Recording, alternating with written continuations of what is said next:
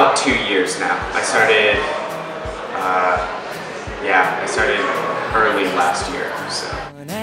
Why do we lay all these traps? My studio actually does a bunch of kind of Pilates yoga work, and I got interested in it because I took a class that used it, and then I went with a couple of friends to a couple of sessions, and then kind of got obsessed with it. Go of what I know, I don't know. Right now, about twice a week, but a lot of the time it will be 3 to 4 times a week, whenever I can get there. Living my life easy. I mean, a lot of different reasons. It's for me. It's a way to ground myself.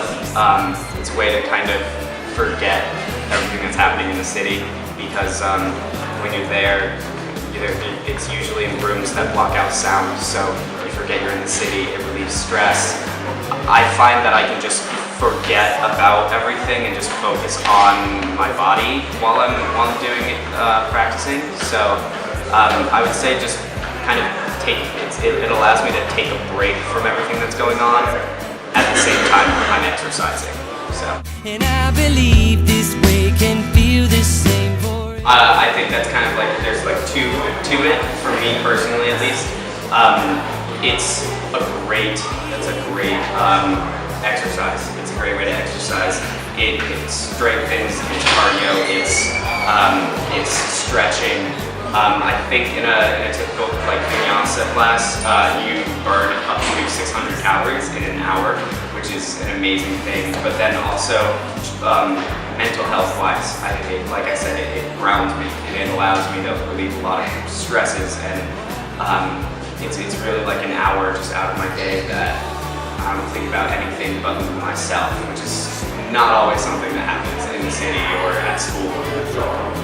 Tried more than once to just make sure Just everything. I mean, studio classes about 25 hours a week, and then academic classes another 7 or 8. I'd work 10 hours a week, and the general stresses of living off campus, trying to pay for food, trying to pay for, being here in general. So, yeah.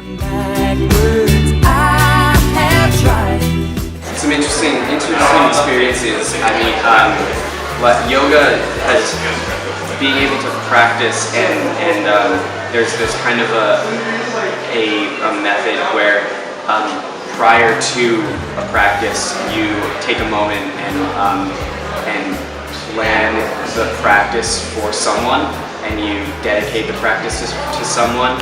And I found that if there's any times that you have issues, like if you decide you're going to dedicate it to yourself, or your mom who's going through a rough time or something, it can really provide some clarity, which is great. I also lift, I run, I use the elliptical, I swim, I do a bunch of different exercises, but I feel that yoga, it's kind of an all-inclusive. Like I said, it strengthens, it's stretching, it's cardio, it's core work, and because of that balance, and because it's a full body, you're not going to be out of sync with your body, and I think that it really teaches you how to move. Living in the moment.